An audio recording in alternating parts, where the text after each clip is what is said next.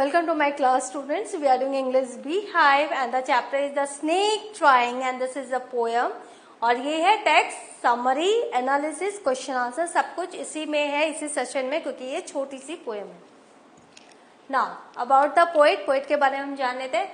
William Wrightson Eustace Ross, June 14, 1894, August 26, 1966, was a Canadian geophysicist and poet. तो ये जो Ross थे वो जो जून 14 में उनका जन्म हुआ था 1894 में, उनकी डेथ हुई थी 26 अगस्त 1966 में. वो एक कैनेडियन पोएट थे और वो जियोफिजिस्ट भी थे. He was the first published poet in Canada to write imagist poetry.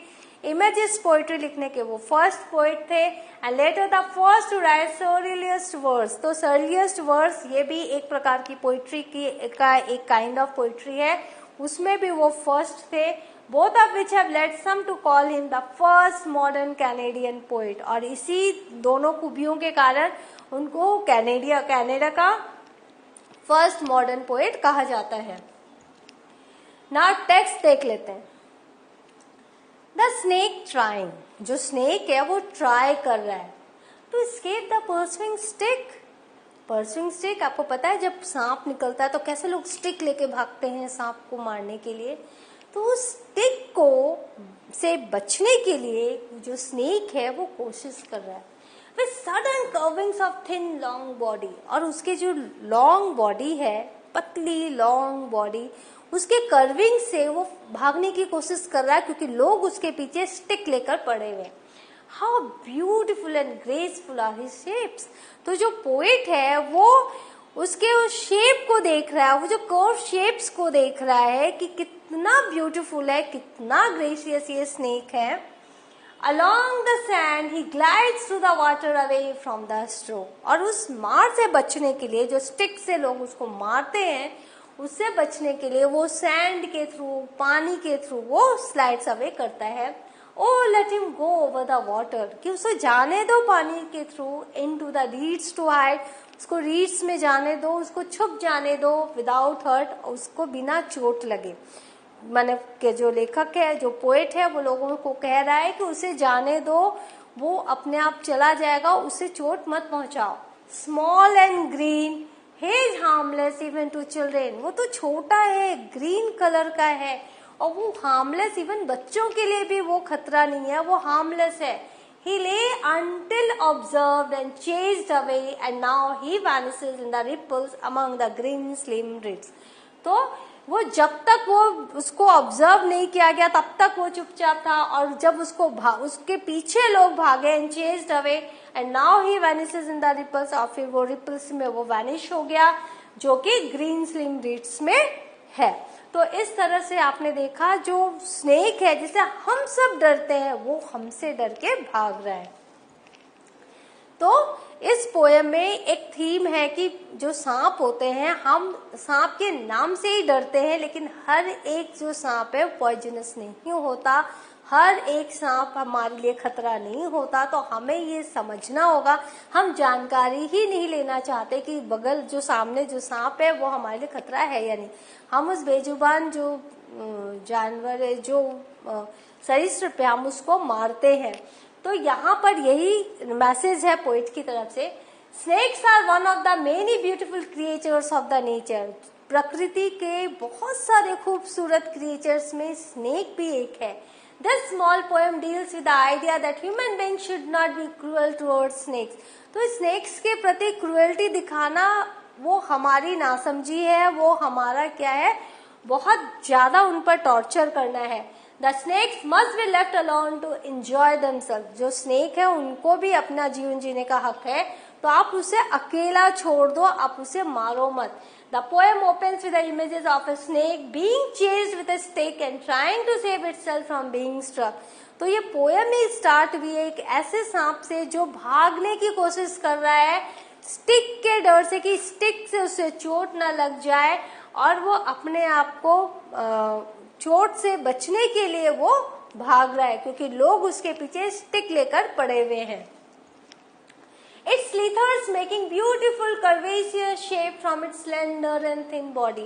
जब वो स्लीथर कर रहा है, जब वो रैंक के भाग रहा है, तो उसके जो शेप है बॉडी के बहुत ही सुंदर लग रहे हैं, कर्वियस शेप हो रहे हैं, और उसकी जो बॉडी क्या है, दुबली पतली है, स्लेंडर एंड थिन है। The snake tries to glide through the water to be away from the onslaught. तो इस तरह से जो उस पर जो आक्रमण हो रहा है, उस पर जो मारा जा रहा है, उससे बचने के लिए वो पानी के थ्रू जाता है। Anyone should let it go unharmed.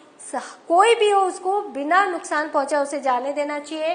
Because it is a harmless green snake, क्योंकि वो हरा स्नेक है और वो हार्मलेस है। When it lies in the bushes, it gets unnoticed. इसीलिए जब वो bushes में रहता है तो लोग उसे देख नहीं पाते। Because of the camouflage of its green color, क्योंकि ग्रीन के साथ ग्रीन मिक्स हो जाता है, वो सांप दिखता नहीं है। Until it is disturbed, it is difficult to notice. लेकिन अगर वो डिस्टर्ब हो जाता है तो वो भागता है, तो ही वो नोटिस में आता है। They are harmless and beautiful, so we should let them go their own way. तो जो सांप है वो हार्मलेस है, पर्टिकुलर ये ग्रीन सांप हार्मलेस है, तो हमें उसको बिना नुकसान पहुंचाए अपने रास्ते चलते देना चाहिए। The poem is based on the theme of prevention of cruelty towards animal. तो ये इसका थीम ही है कि हम जानवरों के प्रति जो क्रुएल्टी दिखाते हैं, अपने डर के कारण हम बेजुबान जानवरों को जो मारते हैं, तुरंत हम या तो गन डाउन कर देते हैं उनको, तुरंत हम या तो लकड़ी से मार देते हैं। तो ये जो है इसे रोकना चाहिए। In this one, the snake itself becomes a victim of human hardness. तो हम हमेशा सोचते हैं कि जो स्नेक है वो हमें नुकसान पहुंचाएगा, लेकिन यहाँ तो बेचारा स्नेक ही है जो विक्टिम ऑफ ह्यूमन हार्डनेस है। हमारी कठोरता का शिकार यहाँ कौन है? स्नेक है। This small poem is of 16 lines. आपने देखा छोटी सी पोएम है, सिर्फ 16 लाइन की पोएम है। It is unequal in length. इसकी जो लेंथ है वो अनइक्वल है, नो मीटर, कोई राइमिंग स्कीम नहीं है। तो ये एक फ्री वर्स में है। This title is repeated in the opening line to reinforce the trying by the snake. आपने देखा जो टाइटल है उसी को फर्स्ट लाइन लिखा गया है, तो इससे ये बताना चाहता है, एम्फेसाइज करते हैं पोएट कि ये जो स्नेक है वो ट्राई कर रहा है। क्या ट्राई कर रहा है? Title must be very surprising, title बहुत ही क्यूरियस होना चाहिए। तो हम ये सोचते स्नेक क्या ट्राई कर रहा है, हमारे दिमाग में ये आता स्नेक किसी जानवर को खाने का ट्राई कर रहा होगा, क्योंकि हम जानते हैं जो स्नेक है वो जानवर निगलता है, छोटे बड़े अजगर तो बड़े जानवर निकलता है, छोटे जो है छोटे छोटे जानवर निकलता है। तो हम यही सोच रहे हैं, लेकिन यहाँ तो बिल्कुल अलग कहानी है। It makes the reader curious and he reads the rest of the poem to learn that a snake is a victim and is trying to save himself from someone who is chasing him in order to kill him with a stick. लेकिन जब हम कहानी पढ़ते हैं, जब ये poem पढ़ते हैं, तो हमें क्या पता चलता है? ना तो स्नेक ही विक्टिम है और वो अपने आप को बचा रहे है किसी ऐसे व्यक्ति से जो स्टिक लेकर उसके पीछे पड़ा है, उसको मारने की कोशिश कर रहा है। अब क्वेश्चन आंसर हम देख लेते हैं। What is the snake trying to escape from? जो स्नेक है वो क्या चीज से बचने की कोशिश कर रहा है? The snake is trying to escape from the stick. वो लकड़ी से बचने की कोशिश कर रहा है। Is it a harmful snake? क्या वो बहुत ही खतरनाक harmful snake है? What is its color? इसका कलर क्या है? No, it is not a harmful snake. नहीं, ये harmful snake नहीं है। Its small size renders it harmless. इसकी जो छोटा सा जो साइज है वही बोलता है कि ये harmless है। Even to the children, यानी बच्चों के लिए भी हार्मफुल नहीं था। The snake is green in colour. जो स्नेक का कलर क्या है? वो ग्रीन है। The poet find the snake beautiful. Poet को स्नेक बहुत सुंदर लगा। Find the words he used to convey its beauty. तो कौन कौन से वर्ड्स से उन्होंने उसकी ब्यूटी को कन्वे किया? The words the poet uses to convey the snake is beauty are beautiful and graceful. तो जो वर्ड्स जिससे कि पोएट ने उसकी ब्यूटी का वर्णन किया है, वो दो शब्द उन्होंने लिखे हैं, beautiful and graceful. What is the poet wish for the snake? तो वो स्नेक के लिए क्या विश करते हैं poet? The poet wishes that the snake be left unharmed, कि भगवान करे बिना किसी नुकसान के जो स्नेक है इस व्यक्ति से बच जाए जो उसे मारने जा रहा है। He wants it to go over the water into the reeds to hide. और वो चाहते हैं कि वो पानी के रास्ते वो रीड्स में चला जाए, चूंकि उसका ग्रीन कलर है, जब वो रीड्स में जाएगा किसी को नहीं दिखेगा और वो छुप सकता है आराम से। Where was the snake before anyone saw it and chased it away? तो पहले कहाँ था? जब लोगों को देखने के पहले और लोगों के पीछा करने के पहले। Where does the snake disappear? कहाँ वो स्नेक डिसअपियर हुआ? The snake was lying on the sand till someone saw it and again chased it away. वो बेचारा चुपचाप पड़ा हुआ था सैंड पर, जब उन्होंने देखा लोगों ने और उसका पीछा किया. The snake disappears in the ripples of the water among the green reeds. तो जो स्नेक था वो पानी के रिपल्स में, ग्रीन रीड्स में वो डिसअपियर हो गया, वैनिश हो गया. Find out as much as you can about different kinds of snakes. आप कितने तरह के snakes को जानते हैं? Are they all poisonous? क्या वो सभी poisonous है? Find out the names of some poisonous snakes. तो कुछ poisonous snakes के आप नाम बताओ. No, all snakes are not poisonous. सभी snakes poisonous नहीं होते. Some of the poisonous snakes are Indian cobra, common crab, Russell's wiper and sour scaled viper. ये बहुत खतरनाक होते हैं, इनका जो विष होता है बहुत ही खतरनाक होता है. तो यही कुछ प्रजाति है जो बहुत ही पॉइजनस है. लेकिन वो छोटे छोटे जो ग्रीन कलर के जो सांप होते हैं, वो पानी वाले सांप होते हैं, वो इतने खतरनाक नहीं होते हैं.